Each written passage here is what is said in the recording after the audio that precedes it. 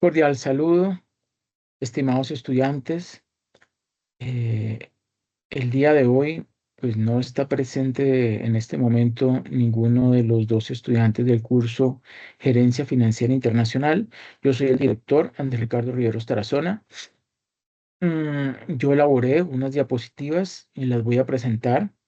Hubiese querido mucho que asistieran. Sin embargo, muy posiblemente ustedes van a ver la grabación más adelante. Entonces, pues los invito a que puedan participar más adelante en la siguiente webconferencia y el siguiente CIPAS, pues para hacerlo más dinámica, ¿sí? Estas sesiones. Entonces, pues procedo a compartir pantalla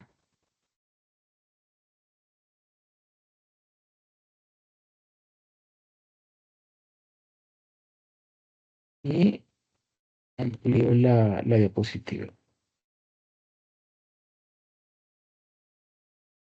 Bueno, perfecto.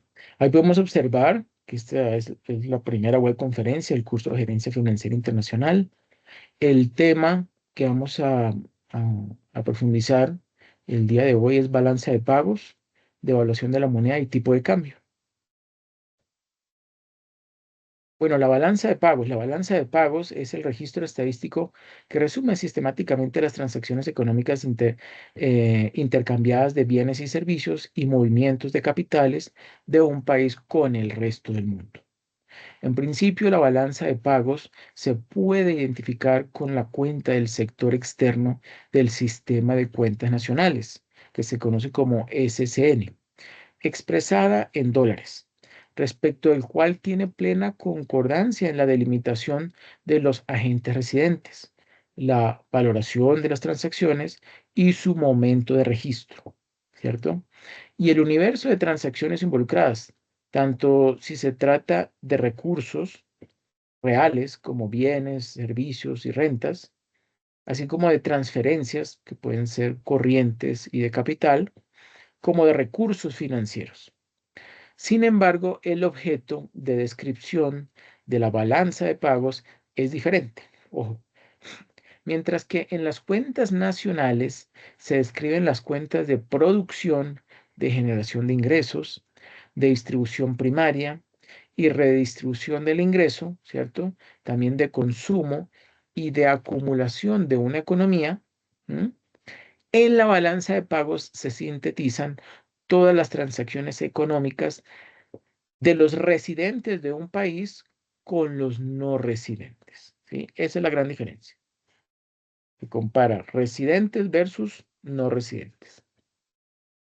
Por tener un objetivo diferente y a la vez pues más restringido de descripción, en la balanza de pagos se delimitan en forma más precisa los agentes económicos. Se incluyen transacciones que no hacen parte del sistema de cuentas nacionales y las operaciones se clasifican pues de manera diferente. El sistema de cuentas nacionales es un sistema cerrado, donde cada transacción se muestra como un uso, ¿sí? En una parte del sistema y como un recurso en la otra, ¿sí? Es lo que en contabilidad llamamos un uso y una fuente, ¿cierto? Bueno, en este sistema, el segmento que captura los que involucran usos o recursos, ¿cierto? Respecto a entidades no residentes, es la cuenta del resto del mundo. En la construcción de la balanza de pagos, cada transacción está representada por dos entradas de igual valor, igual que en contabilidad, ¿cierto? La partida doble. Una de estas entradas se denomina crédito, con signo positivo, y la otra se denomina débito, con signo negativo. En principio, la suma de los créditos debe ser igual a la de los débitos, obviamente. Y el balance neto de todas las entradas en la cuenta debería ser cero, ¿sí? O sea, el saldo debería ser cero. Debería. Sin embargo, en la práctica, las cuentas no arrojan perfecto equilibrio, debido a que la información sobre los dos lados de cada operación con frecuencia se deriva de fuentes diferentes. Esa es la razón. Por esa razón, existe una cuenta de residuo denominada cuenta de errores y omisiones netos, que recoge estas divergencias, pues con el fin de balancear las cuentas. Ahora veamos los conceptos de territorio económico y residencia. El territorio económico de un país consiste en el territorio geográfico administrado por el gobierno, quien ejerce sobre él control económico efectivo. Este territorio incluye el espacio terrestre, aéreo, las aguas territoriales bajo su jurisdicción, la plataforma continental que yace en aguas internacionales sobre la cual goza de derechos exclusivos o tiene jurisdicción respecto a su explotación. Ahora veamos la explicación sobre el concepto de residente. También incluye los enclaves territoriales en el resto del mundo, utilizados para fines diplomáticos, militares, científicos y otros. Asimismo, abarca también las zonas francas y los depósitos bajo control aduanero o las fábricas explotadas por empresas extraterritoriales bajo control aduanero. Para definir la residencia de empresas e individuos, debe atenderse el criterio de interés económico principal y no a la propiedad o a la nacionalidad. ¿Ok? Todos los agentes cuyo principal objeto de interés económico se encuentra en el territorio se consideran residentes. Repito, todos los agentes cuyo principal objeto de interés económico se encuentra en el territorio se consideran residentes. Una empresa tiene su centro de interés económico y es residente de un país cuando produce en forma regular bienes o servicios en el país. Debe tener por lo menos un establecimiento productivo y tener planeado operar de manera indefinida o por un largo periodo de tiempo. Toda empresa establecida en el territorio del país se considera residente, aunque sea de propiedad extranjera, pues integra parte de la economía en que está instalada. Si las empresas de propiedad extranjera establecidas en el país no se consideraran residentes, sus transacciones internacionales con su casa matriz o sus filiales, por ejemplo, no serían objeto de registro en la balanza de pagos y en cambio sí lo serían todas sus operaciones en el interior del país.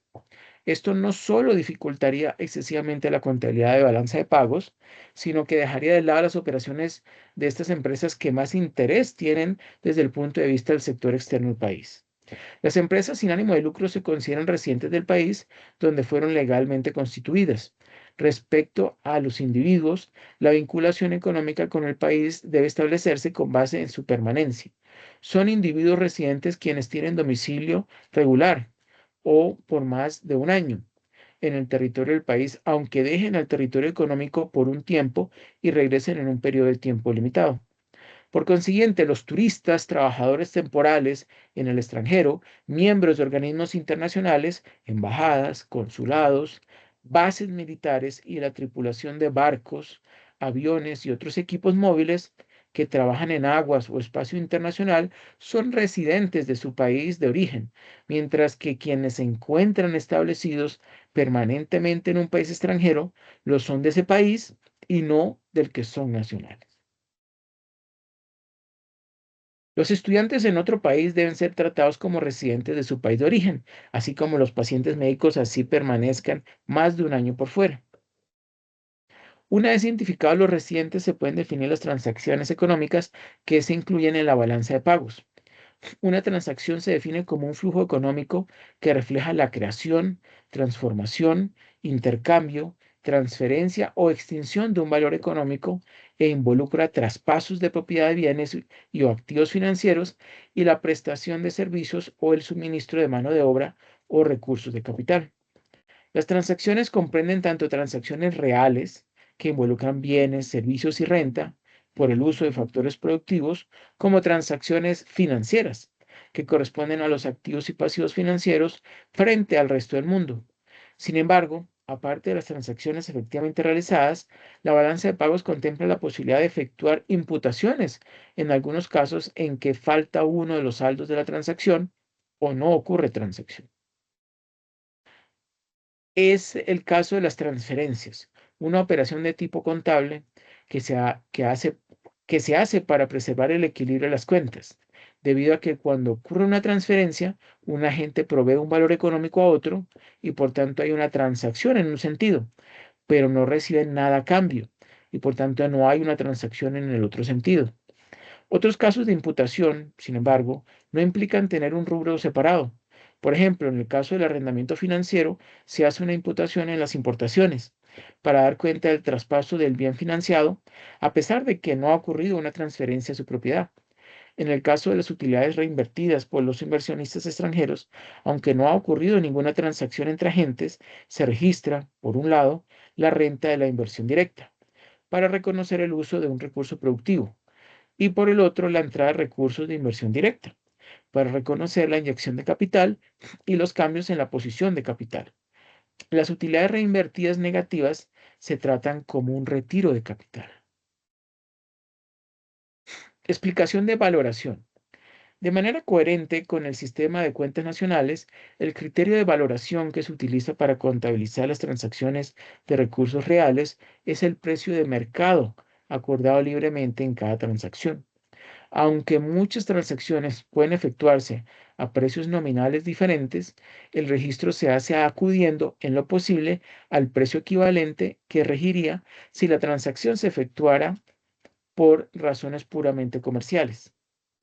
Para aplicar este criterio, en muchos casos es necesario establecer precios por analogía, con transacciones de características muy similares o con la información de libros teniendo cuidado de que se aproxime al precio mercado.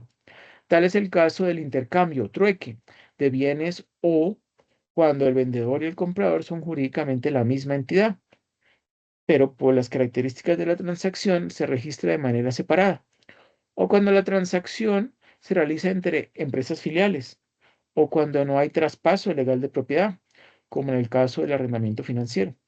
En estos casos se puede buscar que se aproxime por lo menos al costo de producción del bien o servicio negociado.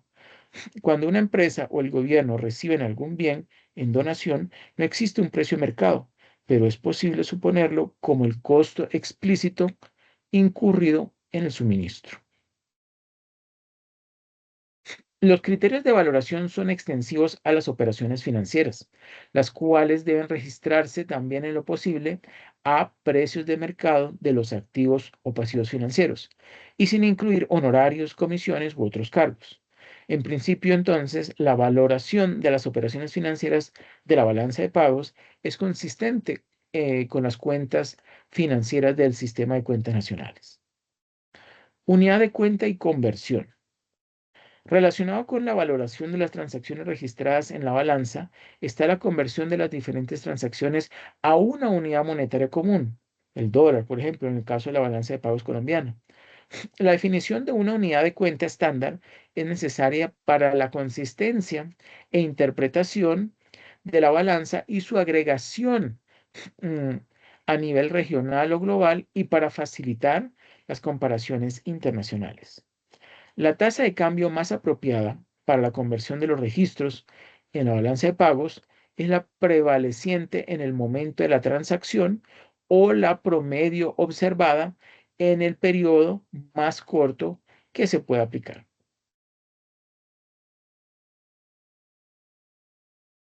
Tanto para el sistema de cuentas nacionales como para la balanza de pagos, el criterio que se aplica con respecto al momento de registro de las transacciones es el de causación. Por tanto, las transacciones se deben registrar cuando el valor económico es creado, transformado, intercambiado, transferido o extinguido. Este registro debe ser simultáneo para los agentes involucrados. Bajo el concepto de causación, las transacciones se registran en el momento en que tiene lugar un traspaso de propiedad de bienes, de activos no financieros, no productivos y de activos financieros. Este momento debe ser el mismo que utilizan las partes para hacer sus registros contables y no cuando se pagan efectivamente esos compromisos. Bueno, hagamos con el momento de registro. Los contratos internacionales implican, por lo regular, un proceso prolongado desde que se establecen los términos de la operación hasta que se realiza su pago. Dentro de este proceso, se considera que la transacción en sentido económico tiene lugar cuando se traspasa la propiedad. En el caso de los bienes corresponde el momento del embarque o recibo de la mercancía en la frontera del país con base en los documentos de aduana. Las exportaciones cambian de dueño cuando el exportador deja de tenerlo en sus libros como activo real y hace el respectivo cambio en sus cuentas financieras. Las importaciones cambian de dueño cuando el importador registra los bienes en los libros como un activo real y hace el correspondiente cambio en sus ítems financieros. El criterio no se aplica en el caso de algunos bienes que se obtienen mediante arrendamiento financiero. Los envían, los bienes que son enviados entre empresas, filiales y sucursales y los que se envían a otro país, pues para recibir procesamiento y regresan para ser terminados y transados. En la práctica se emplean las estadísticas de comercio exterior basadas en documentos aduaneros que reflejan el cruce físico de bienes por la frontera nacional o aduanera para aproximarse al momento en que se produce el traspaso de propiedad. Aunque el criterio de traspaso de propiedad es el que se aplica más convencionalmente, implica una simetría en los registros de los dos países entre los que se efectúa la transacción, pues el intercambio de propiedad entre residentes y no residentes no ocurre al mismo tiempo. En efecto, las mercancías que se encuentran en tránsito en una fecha determinada aparecen como exportación en la balanza del país vendedor, ¿m? Pero aún no como importación en la balanza del país comprador. Por otra parte, el traspaso de propiedad o de posesión no coincide por lo regular con el pago. Por consiguiente, en el lapso que media entre uno u otro, tiene lugar una operación de financiamiento que debería ser registrada como tal en la balanza de pagos.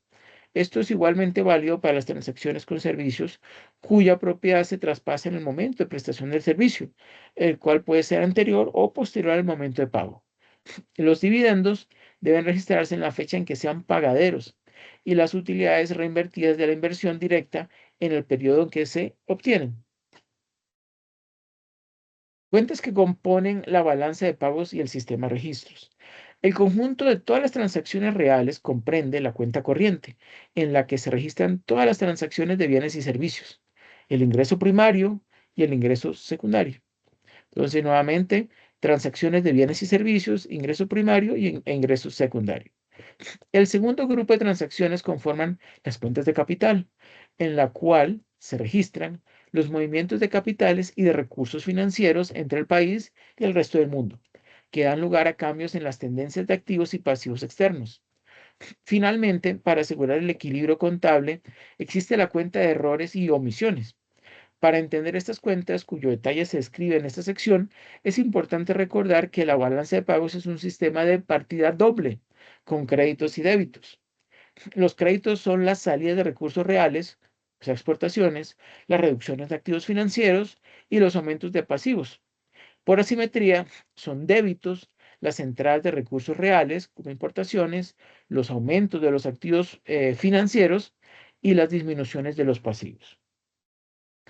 En otras palabras, en los activos reales o financieros, una cifra con signo positivo, crédito, representa una disminución de las tenencias y una cifra con signo negativo, débito, indica un incremento.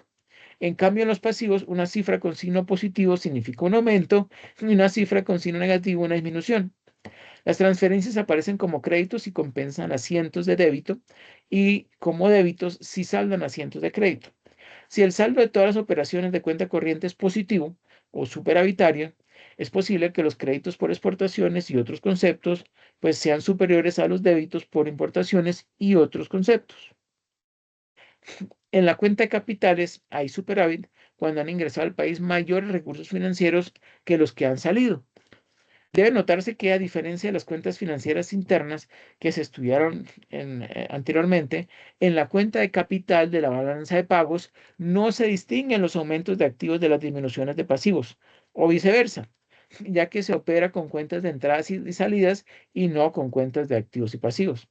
En consecuencia, la cuenta capital no muestra los cambios en las posiciones deudora y acreedora bruta del país, sino únicamente las variaciones netas en la situación de financiamiento. Por esta razón, Es común que solo se presenten los valores netos en cada una de sus partidas componentes. Los totales del crédito y el débito, cuando se presentan, deben interpretarse como entradas y salidas, respectivamente, y no como cambios en pasivos y activos externos del país. Una implicación del hecho de que la balanza de pagos se elabora en la práctica a partir de fuentes diversas y no mediante un registro de los dos lados de cada transacción es la aparición de divergencias entre el total de créditos y débitos contabilizados. Bueno, es por esas divergencias que existe la cuenta de errores y omisiones, perdón, cuyo saldo se registra como salida, o sea, débito, cuando los créditos de recursos reales y financieros contabilizados superan los débitos registrados o como entrada, o sea, crédito en caso contrario. Las transacciones económicas pueden clasificarse en función de dos criterios. Primero, transacciones de bienes y servicios y segundo, transacciones de capital. Atendiendo a si tienen o no contrapartida, pueden ser transacciones unilaterales o transferencias o transacciones bilaterales. Ahora vemos la clasificación de la balanza de pagos. Entonces, primero está la balanza por cuenta corriente. Ahí en la balanza por cuenta corriente contamos con la balanza comercial, la balanza de servicios, la balanza de rentas y la balanza de transferencias corrientes. El tercer grupo es el de balanza por cuenta de capital. La tercera es la balanza por cuenta financiera. Allí entonces se encuentran balanza por cuenta financiera de inversiones directas, de inversiones de cartera, otras inversiones e instrumentos financieros derivados. Y del tercer grupo es el de errores y omisiones. Bueno, vamos a hacer un pareo aquí, paradito un momentico y ya volvemos.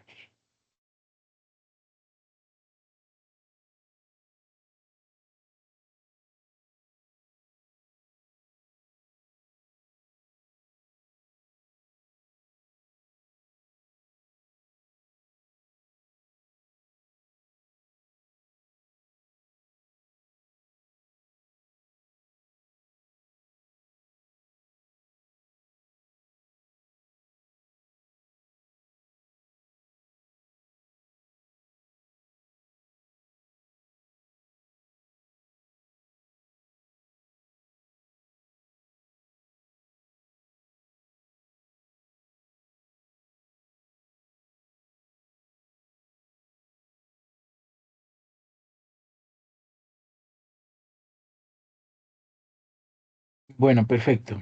Nuevamente voy a compartir pantalla. Perfecto.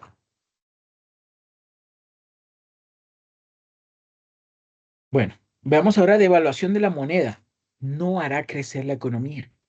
Obsérvese que si bien un aumento de las exportaciones implica un aumento de la demanda de producción interna, un aumento de las importaciones debilita la demanda.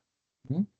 Por lo tanto, las exportaciones, según esta forma de pensar, son un factor que contribuye al crecimiento económico, mientras que las importaciones son un factor que desvirtúa el crecimiento de la economía. De esta manera de pensar se deduce que, dado que la demanda de bienes y servicios de un país en el extranjero es un ingrediente importante para marcar el ritmo del crecimiento económico, pues tiene mucho sentido hacer que los bienes y servicios producidos localmente pues sean atractivos para los extranjeros. Una de las formas de fortalecer la demanda extranjera de bienes de producción nacional es hacer más atractivos los precios de estos bienes. Basándose en esto, se puede llegar a la conclusión de que, como resultado de la depreciación de la moneda, en igualdad de condiciones, es probable que aumente la demanda global de bienes producidos en el país. Esto, a su vez, dará lugar a una mejor balanza de pagos y, a su vez, a un mayor crecimiento económico en términos de PIB, de Producto Interno Bruto.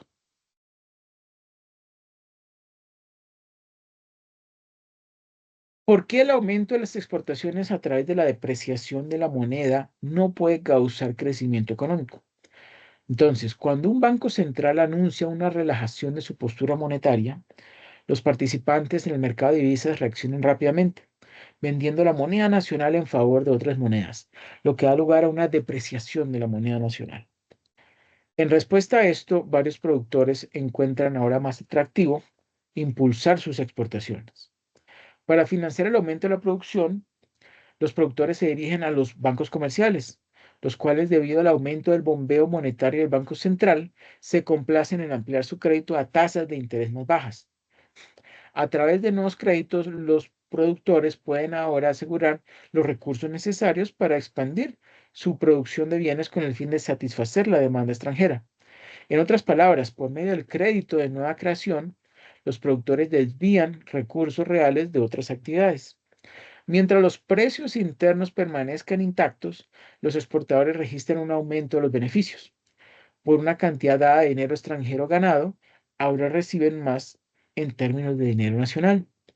La llamada mejora de la competitividad debido a la depreciación de la moneda equivale de hecho a un empobrecimiento económico.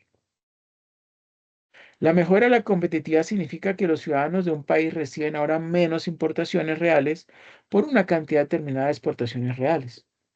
Mientras el país se enriquece en divisas, se empobrece en riqueza real, es decir, en bienes y servicios necesarios para mantener la vida y el bienestar de las personas.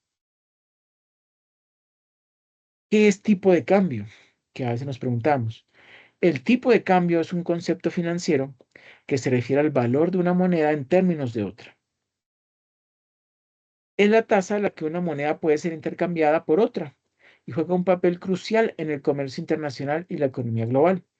El tipo de cambio se expresa generalmente como una relación o proporción que indica la cantidad de una moneda que se necesita para comprar una unidad de otra moneda. Por ejemplo, un par de divisas como el euro y el dólar, EUR, euro USD es US dólar, indica cuál es el valor de un dólar de Estados Unidos en relación con el euro. Por ejemplo, un euro igual a 1,05 dólares. Significa que es necesario dar 1,05 dólares para adquirir un euro. Es decir, que es más fuerte el euro. Los tipos de cambio fluctúan de manera constante debido a diversos factores económicos, también políticos y sociales. De hecho, varía en tiempo real, especialmente en el mercado Forex, ¿sí? Forex Exchange Market, lo que significa Forex, o mercado de divisas, que es el mercado financiero más grande y líquido del mundo, con 220.000 millones de euros negociados por hora. En Forex, los traders, que incluyen desde individuos hasta bancos y otras instituciones financieras, compran y venden monedas de diferentes países, lo que a su vez afecta sus valores relativos. Entendiendo el riesgo de tipo de cambio. El riesgo de tipo de cambio, también conocido como riesgo cambiario, se refiere a la posibilidad de incurrir en pérdidas financieras debido a las fluctuaciones en el valor de una moneda en comparación con otra. Este fenómeno es una realidad constante para las empresas e inversores que participan en el comercio y las inversiones internacionales. El riesgo más evidente se materializa cuando existen diferentes horizontes temporales en una transacción. Existen varios tipos de riesgo cambiario, entre los cuales se incluyen riesgo de transacción, riesgo de traducción y riesgo económico. Riesgo de transacción surge de las operaciones comerciales internacionales donde los pagos o cobros se realizan en moneda extranjera. En concreto, la fluctuación en el tipo de cambio entre la fecha de la transacción y la fecha de pago puede afectar los márgenes de fluctuación de la divisa. Riesgo de traducción afecta a las empresas multinacionales cuando consolidan los estados financieros de sus subsidiarias extranjeras a la moneda local. Las fluctuaciones en el tipo de cambio pueden impactar los balances y resultados consolidados. Riesgo económico se relaciona con el impacto a largo plazo de las fluctuaciones cambiarias en el valor presente de las futuras corrientes de efectivo de la empresa. ¿Qué factores influyen en el riesgo de tipo de cambio?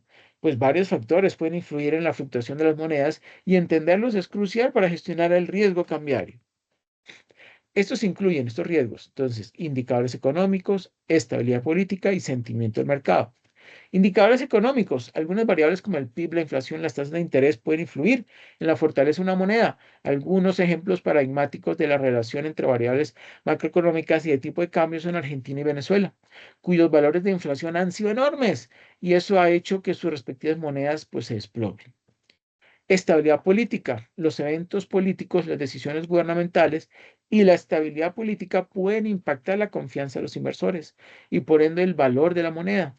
Así ocurrió durante las últimas elecciones presidenciales en Estados Unidos, que tuvo un impacto notable en el dólar estadounidense.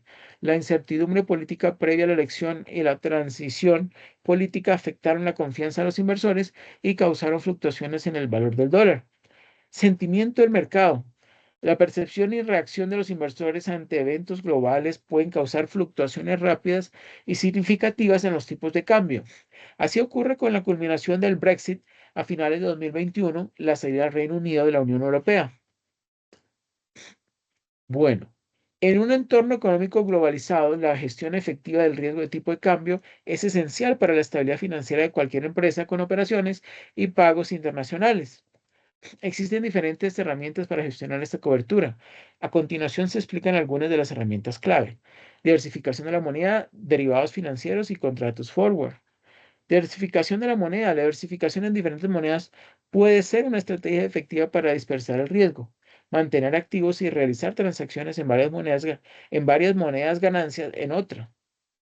Derivados financieros. Los derivados financieros ofrecen a las empresas la capacidad de fijar tipos de cambio para transacciones futuras, proporcionando cobertura y protección contra la volatilidad del mercado. Dentro de los principales derivados financieros para el control del tipo de cambio destacan contrato forward. Son acuerdos personalizados entre dos para comprar o vender una cantidad específica de una moneda extranjera a un precio determinado en una fecha futura. No se negocian en una bolsa y son completamente personalizables. Son ideales para las empresas que tienen obligaciones futuras conocidas en moneda extranjera, como pagos de importaciones o recepción de ingresos de exportaciones. Bueno, opciones de divisas. Ofrecen a las empresas el derecho, pero no la obligación, de comprar o vender moneda a un precio determinado. Son útiles para las empresas e inversores que desean protegerse contra las fluctuaciones cambiarias, pero también quieren beneficiarse de los movimientos favorables del tipo de cambio. Swaps de divisas.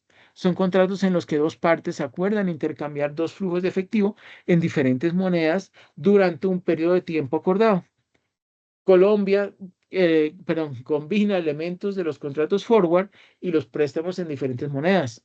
Es un instrumento comúnmente utilizado por las empresas multinacionales y los inversores para gestionar la exposición al riesgo cambiario, financiar inversiones en moneda extranjera y mejorar la eficiencia de la gestión de la liquidez. Vamos a hacer una breve pausa. Verificamos que estén todos allí conectados.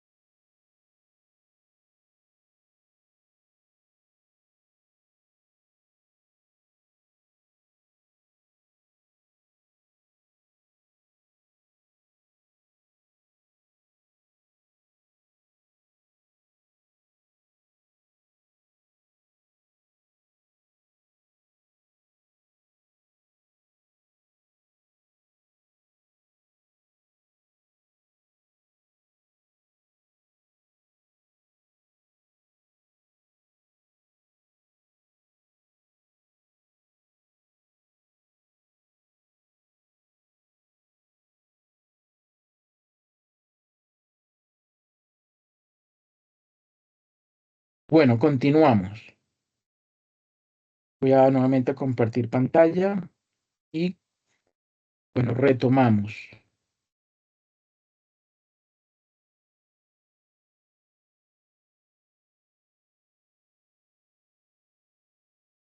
Mm. La alteración del tipo de cambio pues tiene una importante repercusión sobre la capacidad exportadora de un país. Para comprender su funcionamiento hay que tener en cuenta que por norma general el agente importador debe pagar la compra de las mercancías en la moneda del exportador. Es decir, debe adquirir esta moneda a cambio de la moneda propia de su país o mercado. Cuando la moneda del país exportador se devalúa frente a la moneda del país importador, la segunda, o sea, el importador, se ve incrementada su capacidad adquisitiva. En cierto modo, se produce una reducción del coste relativo de los productos. Esto se ve a que el tipo de cambio le permite comprar más moneda con la que pagar al suministrador en su país de origen. Por el contrario, la revalorización de la moneda del país exportador frente a la moneda del país importador merma la capacidad adquisitiva de este. Esto se debe a que para adquirir la moneda suficiente para costear la operación, pues tendrá que pagar más dinero en la moneda propia de su mercado.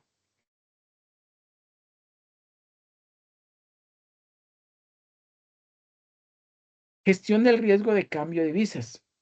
Las fluctuaciones en el tipo de cambio pueden, por tanto, afectar a la rentabilidad de las operaciones de comercio exterior.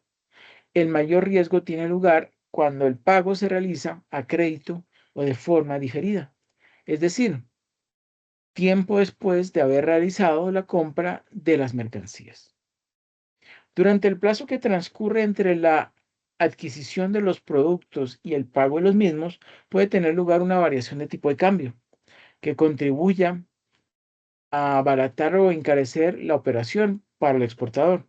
Con el fin de minimizar el riesgo de divisa, es posible recurrir a diferentes herramientas. Por un lado, se puede adoptar un enfoque de protección interno mediante la firma de contratos exclusivamente en moneda nacional o realizando los pagos y cobros en el momento de la contratación. Por otro lado, se pueden utilizar técnicas de cobertura externa, como por ejemplo los seguros de cambio, las opciones de divisas, etcétera.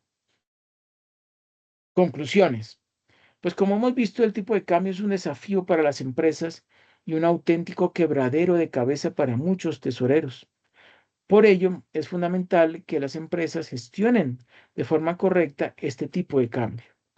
Y esto no es válido para las operaciones diarias, sino que también es importante desarrollar una visión estratégica que incorpore la gestión del riesgo de tipo de cambio.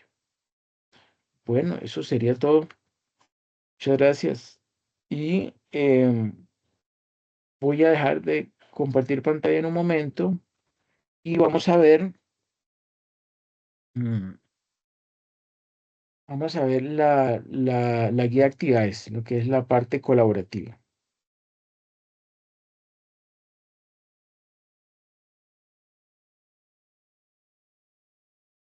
Voy a abrir el archivo ya lo, y ya comparto pantalla.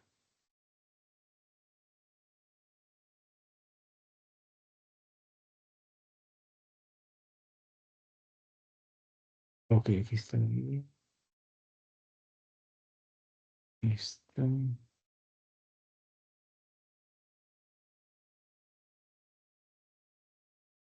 Ok, aquí lo encontré y voy a compartir pantalla.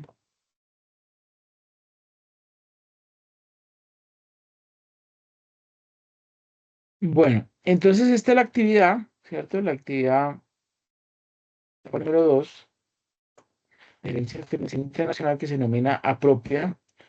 Empezó el pasado 18, el pasado 16 de junio y finaliza el próximo 29 de junio. ¿Ok? Cuando bajamos a la página, ahí está la página número 2, podemos observar allí que dice en negrillas, de manera colaborativa. Paso uno. Desde la perspectiva de la balanza de pagos, un exportador nacional interesado en introducir su producción en un mercado extranjero, digamos Estados Unidos o Canadá, necesita evaluar el atractivo de algunos países desde el punto de vista de sus posibilidades de exportación. Entonces, habría que averiguar o investigar, ¿cierto? Dentro de Estados Unidos y dentro de Canadá, ¿cierto?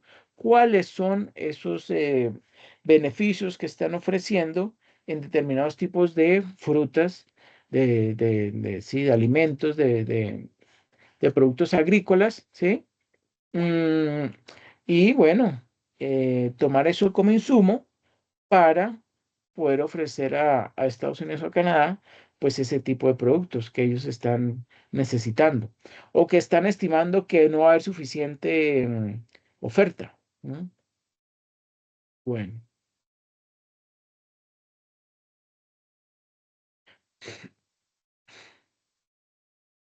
ahí hay un casito que dice lo siguiente.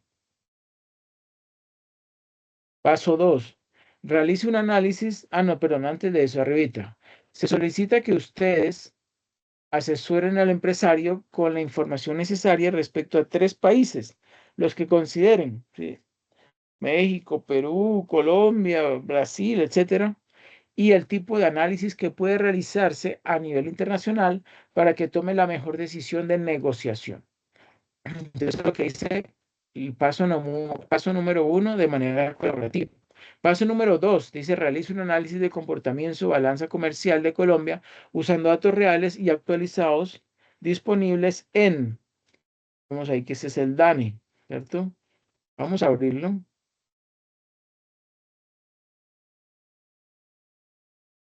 Ok. Bueno, dice allí, perdón, balanza comercial, información abril 2025. Vemos allí balance comercial de 1980 a 2025, balanza comercial serie mensual 2007 a 2025 y según grupos económicos y principales países desde 1995 hasta 2025. Bueno, vamos a seguir bajando. Ah, no, no hay más.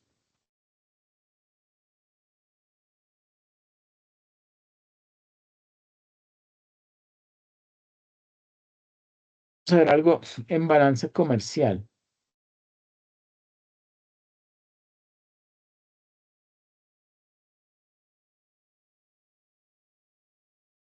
Bueno, y observamos entonces al DANE, que significa el Departamento Administrativo Nacional de Estadística, ¿cierto? Y esta es la información de, ¿cómo es? Millones de dólares, es Free on Board, ¿sí? Free on Board of FOB. ¿Mm? ¿De qué? De exportaciones, importaciones y balanza. Podemos observar allí en balanza que hay algunos valores negativos y algunos positivos. ¿Mm? Eso es la balanza, ¿sí? El saldo. ¿Ok? Y bueno, el de exportaciones, pues ahí vamos a ver ¿sí? qué sucede con importaciones.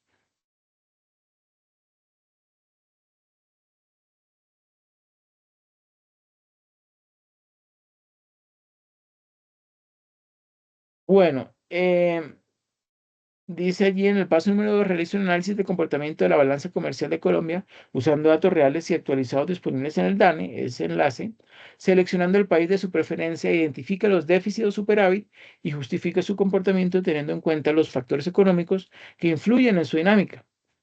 ¿Cómo eso todo lo afecta? Paso 3, consulte qué es y cómo funciona un mercado spot y un contrato forward de divisas. Identifique los riesgos asociados a estas alternativas de inversión en el país de su preferencia. Realice un análisis comparativo del nivel del riesgo de estas alternativas de inversión y escoja una de estas, argumentando su decisión de inversión como parte de su estrategia de gestión de riesgo. Implicaciones para el desarrollo y entrega de las evidencias de aprendizaje. Entonces dice allí, las evidencias de aprendizaje son las acciones, productos o procesos observables que se realizan y o entregan para manifestar las capacidades, habilidades, aptitudes y actitudes adquiridas y que a su vez servirán al docente para verificar y evaluar su desempeño. Las evidencias para desarrollar independientemente son, entonces, en el entorno de aprendizaje, foro de discusión, debe publicar el documento en Word, teniendo en cuenta la ortografía, buena redacción, con cumplimiento de normas APA, bajo la siguiente estructura: parada, introducción, objetivos generales específicos, contenidos desarrollados, conclusión y recomendación. Y también hay pues unas evidencias para desarrollar colaborativamente. Entonces, allí más información de las guías, correcto.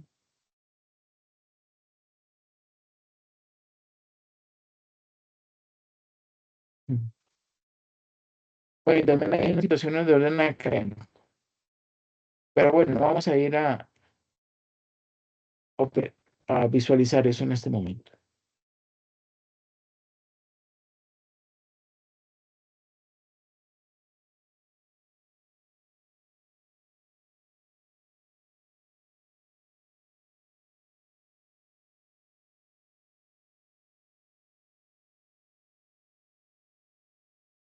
Bueno, pues no sería más. Pues nos rindió un poquito más. Terminamos un poquito antes, puesto que no hubo preguntas, no se resolvieron dudas, que normalmente sucede en las web conferencias. Em, Sin embargo, voy a compartir también un documento que pues me parece interesante.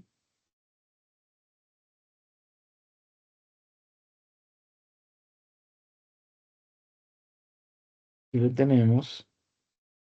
Voy a compartir pantalla.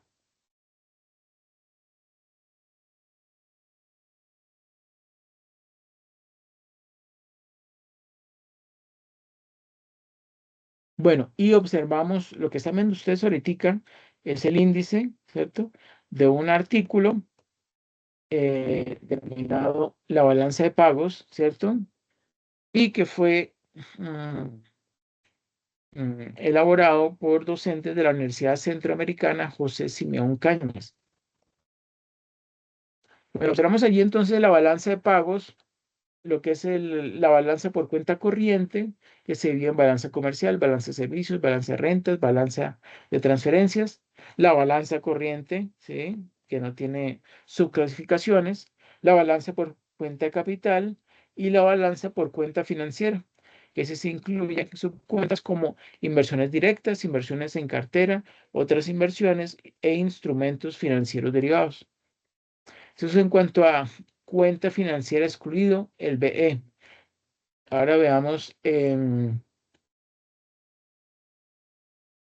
cuenta, la otra opción dentro de balance por cuenta financiera es la cuenta, el C.2, que es cuenta financiera del BE.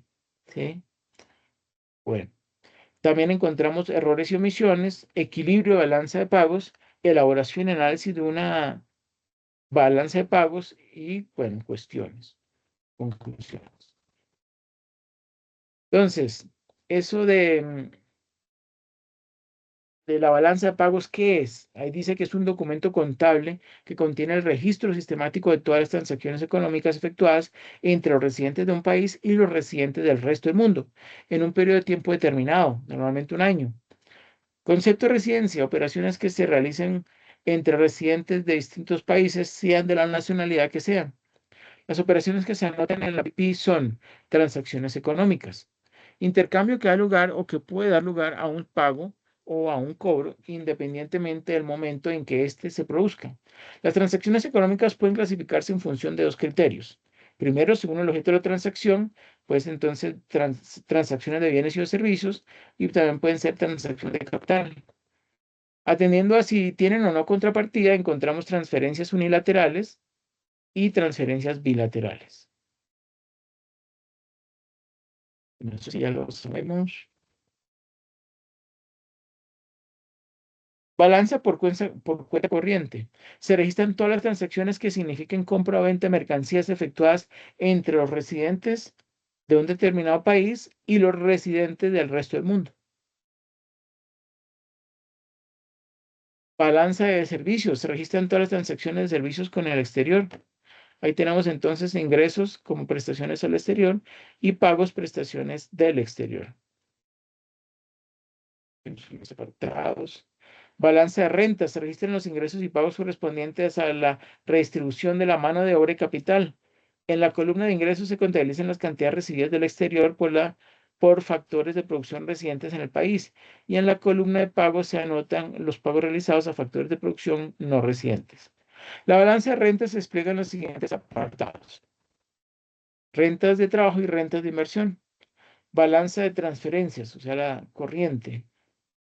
Sí, incluyen las transacciones económicas unilaterales que corresponden a operaciones corrientes que no tienen como destino la formación de capital y que afectan al valor de la presente de la renta disponible. Se trata de entradas o salidas de bienes que no tienen contrapartida y que por tanto son equivalentes a una donación. Pueden ser públicas o privadas. Bueno, y bueno, eso era lo que además quería yo pues compartir con ustedes. Es bastante, digamos, el tema es bastante interesante.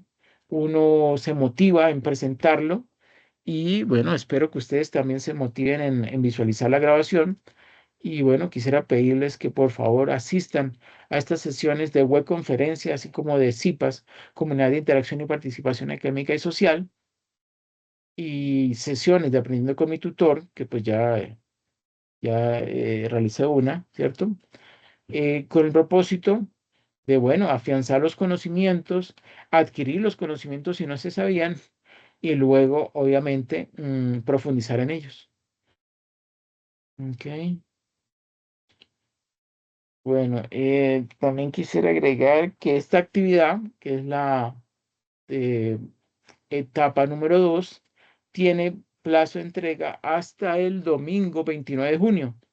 Entonces, quedan alrededor de unos 5 días para que ustedes, por favor, realicen sus avances en el desarrollo de esta actividad, me los compartan dentro del foro y bueno, yo les podré dar realimentación y además ustedes pues van a poder enfocarse exactamente en lo que realmente se necesita, ¿cierto?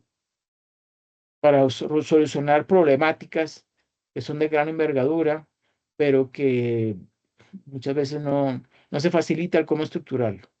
¿Sí? Ese es el pequeño gran problema. Sí.